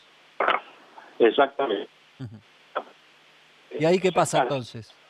Bueno, Rico ingresa al despacho y bueno, calcularle que estuvieron unos 15, 20 minutos, salió y como salió se fue, ingresaron algunos otros, los denominados integrantes de los comandos carapintadas. Entró uno, salió llorando,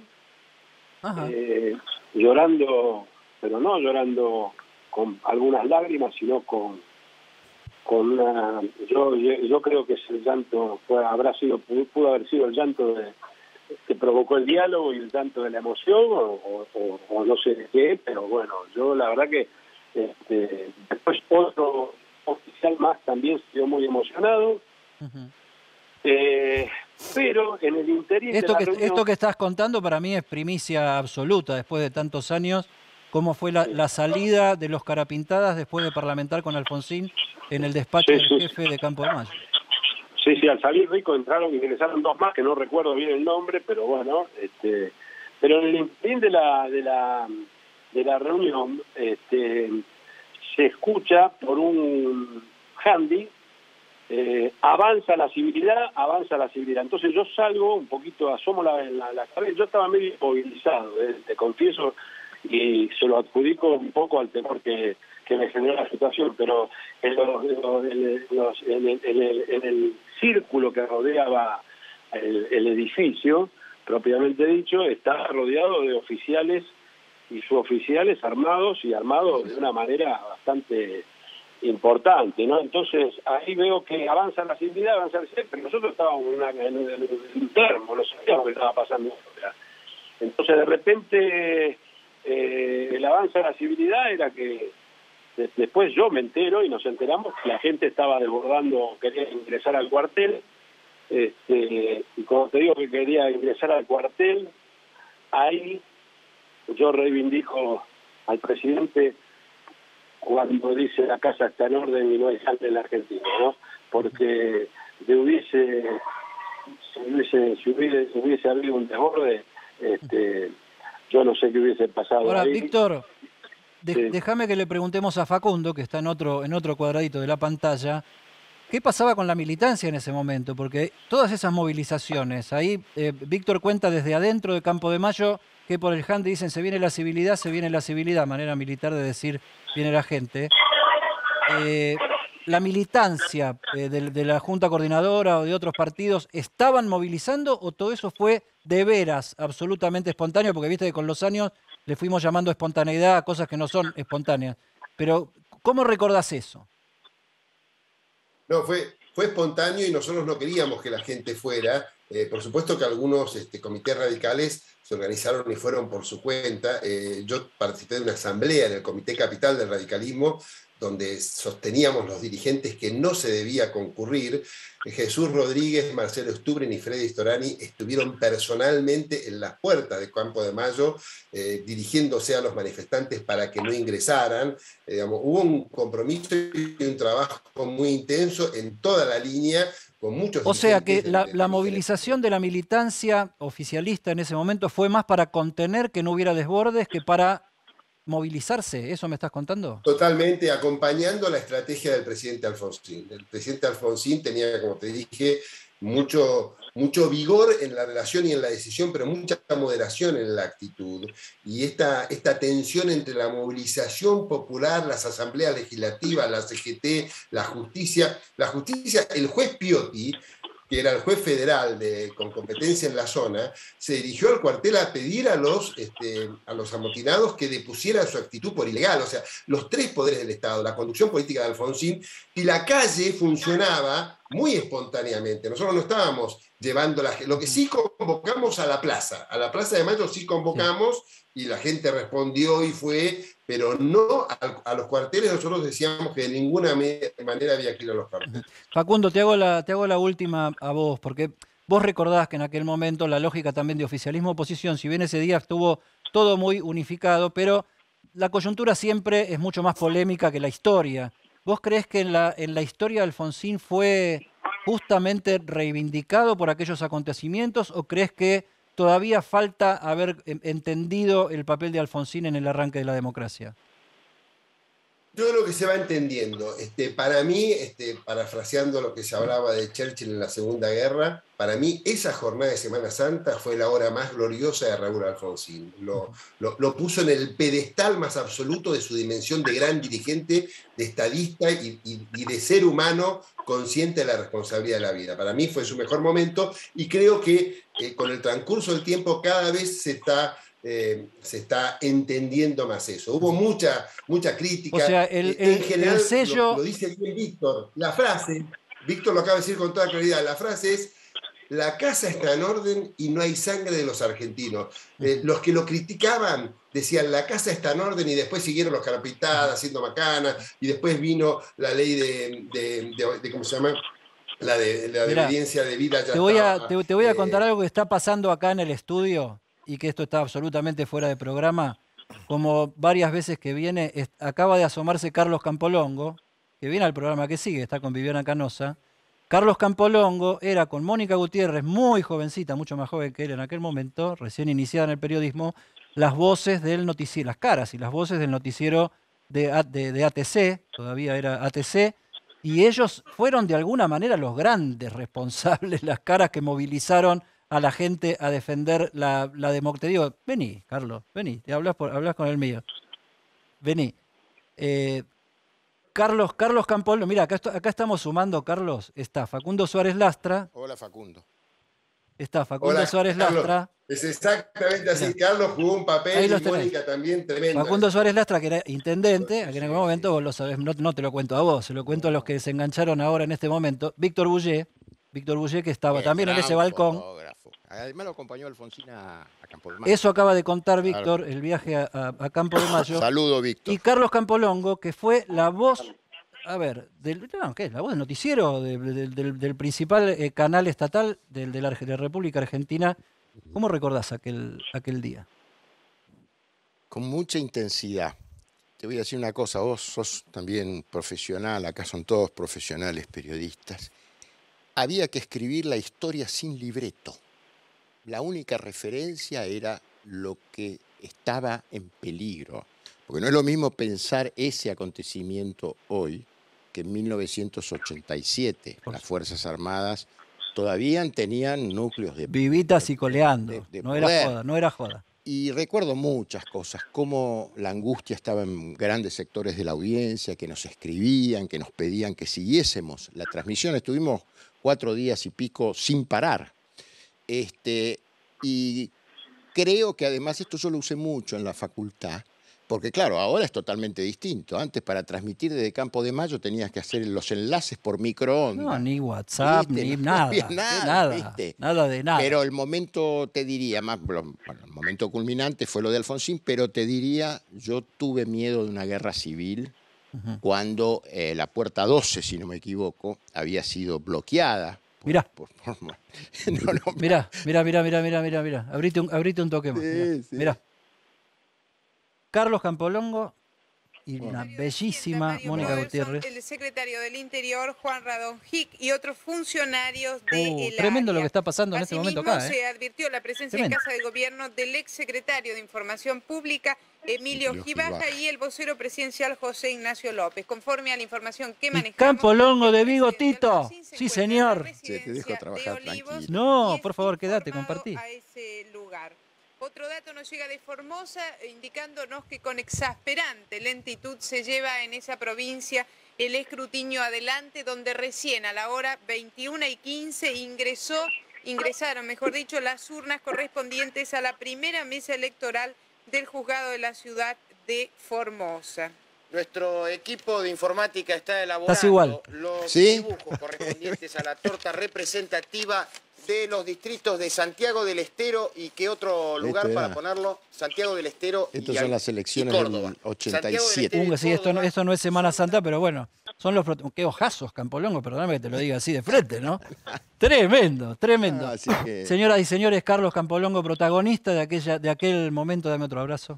Gracias por tu participación. Esto no estaba ni pensado ni nada. Él siempre entra por allá a saludar algunas veces. Me habías nombrado y venía a agradecer, nada más. Gracias. Genio maestro, gracias. A todos. Mayo, Carlos. Mirá lo que pasó acá, recordando aquel momento. Bueno, ¿están Facundo Suárez Lastra todavía y Víctor Bullé en contacto? Sí. Sí. Perfecto. Sí. Facundo, te liberamos. Muchísimas gracias por este contacto. La verdad que este final me sorprendió hasta a mí, porque lo vi y dije, ya está acá, que pase, ¿no? Gracias por el contacto, por la evocación y por el testimonio, porque vos estabas ahí como protagonista de aquel balcón, incluso nos contaste entre telas de cómo la dirigencia de aquel momento del gobierno, ya no solo de la Junta Coordinadora Nacional, se manejaron en aquella pueblada en defensa de la democracia de hace 35 años. Gracias, Facundo, que ya no sos aquel Facundito, pero también estás igual. Gracias, Eddie, y un saludo grande a Víctor, que acaba de hacer un relato realmente conmovedor de algunos aspectos de la tensión en Campo de Mayo, que la verdad que han sido muy valiosos para este programa. Un abrazo grande a los dos. Sí, Abrazo, Facundo. lo retenemos un poquito más a Víctor, que se nos había cortado la comunicación antes. Víctor, ¿y cómo fue la vuelta de Campo de Mayo? La vuelta también fue medio en silencio, pero yo creo que más descomprimir todo, ¿no? Digamos, eso es lo que yo sentí en mi persona, y bueno, por ende, te imaginas que creo que le pasó un poco a todos. Las caras eran distintas a la ida, ¿no? Y bueno, nada, llegamos a... Vemos que el descenso en la terraza no permitía volver con la cantidad de gente que fuimos, así que tuvimos que bajar algunos, entre ellos yo y algunos integrantes más de los que fuimos, y nos trasladamos. Llegamos casi al mismo momento que el helicóptero, así que volví yo a entrar con el presidente, y bueno, y te reitero, lo que en un momento hubo algunos pequeños silbidos en la plaza por algún anuncio, por algún comentario de Alfonsín.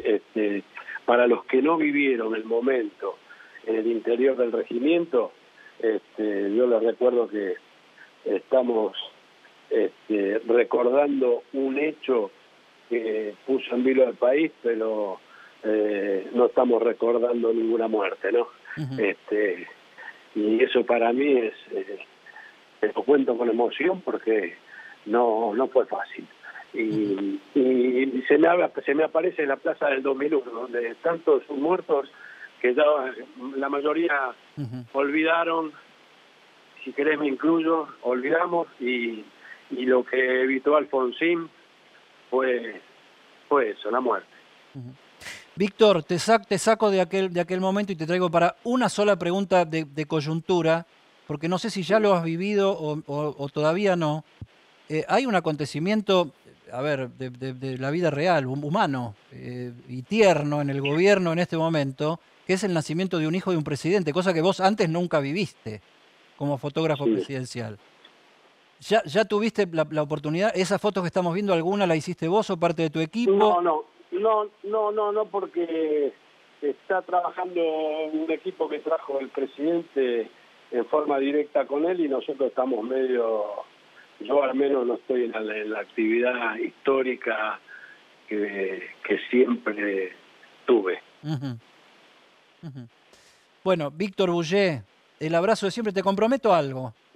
Hacemos un día un programa, una parte del programa especial, porque estuvimos recorriendo tu Instagram hoy que venías, y la verdad que vale la pena hacer un recorrido más caminado y más contando el foto a foto, no sé, por lo menos de las 10 o 20 mejores fotos, entre comillas, del fotógrafo presidencial histórico de la Argentina. ¿Te comprometés a eso? Con todo gusto, hermano querido. Vos sabés que yo estoy a disposición, y más si se trata de hablar de mí, no de mí, sino de mis fotos. Víctor, abrazo enorme. Vemos que te emocionaste y revivir estas cosas. A mí me pasó también ahora mismo, y con esto de Campolongo también, pero hace 2 semanas cuando hablábamos de Malvinas y todo eso, bueno, uno le empiezan a brotar cosas que las tiene ahí y salen cuando salen. Un abrazo enorme. Abrazo y un beso grande. Saludos. Bueno, Víctor Bullé, fotógrafo presidencial. Volvemos, así aterrizamos de golpe en la coyuntura y la política. De paso hablábamos de la llegada del hijo presidencial.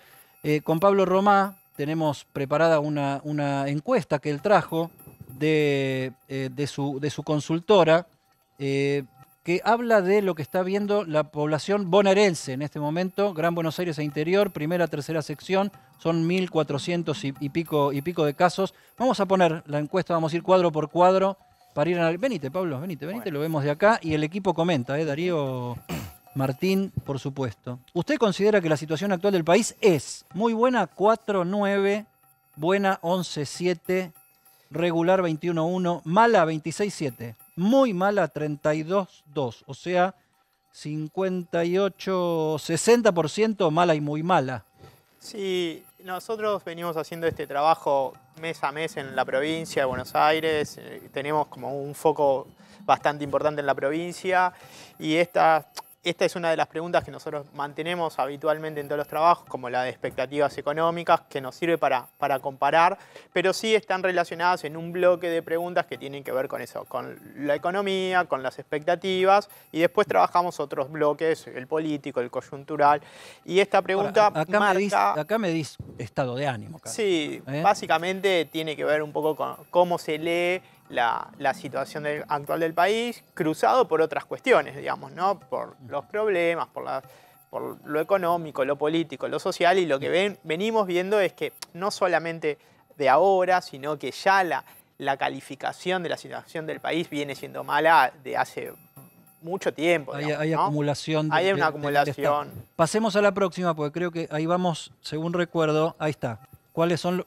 Decía Pablo, muy movilizada la gente anímicamente por los principales problemas que está sufriendo. Aumento de precios, inflación, 6,7 el último numerito, 33,9, ahí ven ustedes la franja amarilla notablemente más larga, que inseguridad, corrupción, y acá me llama la atención esto, con un 10. Yo no sé cómo viene siendo la evolución de la grieta y las internas políticas en la aparición de las preocupaciones de la ciudadanía. O sea, me parece obvio casi que el bolsillo sea la principal preocupación cuando los alimentos se te van a 10, 12% en un mes.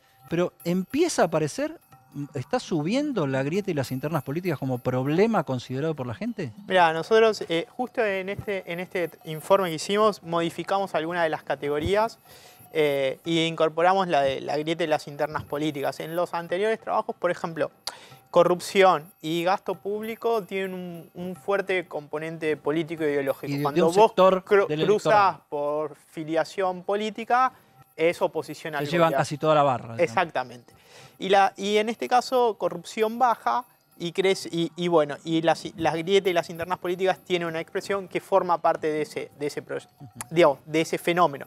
Aumento de precios, salarios, yo creo que forma parte de dos miradas del mismo problema, pero la inflación. O sea que las barras de la situación económica son compartidas entre votantes del oficialismo y la oposición. Sí, sí, sí. Pero la de corrupción y gasto público, por ejemplo, son como más ideológicas, digamos. Ideológicas, aquellos que se representan con los libertarios tienen un fuerte componente en la opinión del gasto público como principal problema. Vamos a la próxima de las placas de la consultora Circuitos, que es la que conduce Pablo Romá. ¿Usted considera que su situación económica en los próximos meses puede mejorar mucho? 5. Mejorar 11.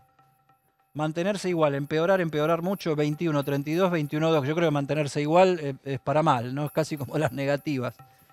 La expectativa es mala, o sea, es malo el estado de ánimo y es mala la percepción de futuro. Sí, cuando vos lo lees en conjunto, ves que, digamos, la inflación lo que significa también es un gran desorganizador de la vida y de la proyección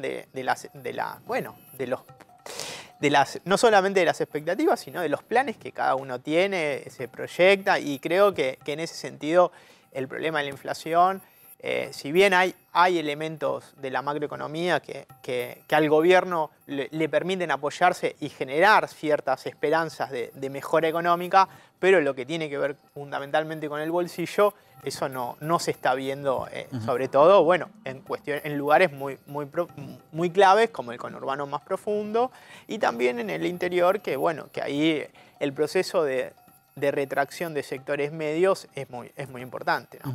Digámosle a la gente, o sea, nosotros, creo que vos tampoco ahora me lo podés comentar, las encuestas no son la verdad, las encuestas no son ninguna revelación, las encuestas son un termómetro, son un indicador de un recorte, una porción que te indican muchas veces bastante bien por dónde viene la mano. muchos de ustedes pueden estar pensando, bueno, pero qué obviedad alguna de la cantidad de cosas. Bueno, también es cuánto te sentís vos representado con las respuestas que están acá y cuánto no, para ver si estás en una situación, en otra, o también poder tener capacidad de asombro para decir, uy, mirá lo que está pensando la gente y no lo pienso yo. ¿Vamos a la próxima? Ahí está. ¿Cómo califica la gestión del gobierno nacional? Y acá lo comparamos con la del gobierno provincial, porque es una encuesta en la provincia de Buenos Aires. Sí. ¿Se ve mejor al gobierno nacional que al gobierno de la provincia? O sea, ¿los bonaerenses ven mejor a Alberto Fernández que a Axel Kicillof? Mira, hay, en el peor momento de Alberto Fernández. Sí, hay una cuestión.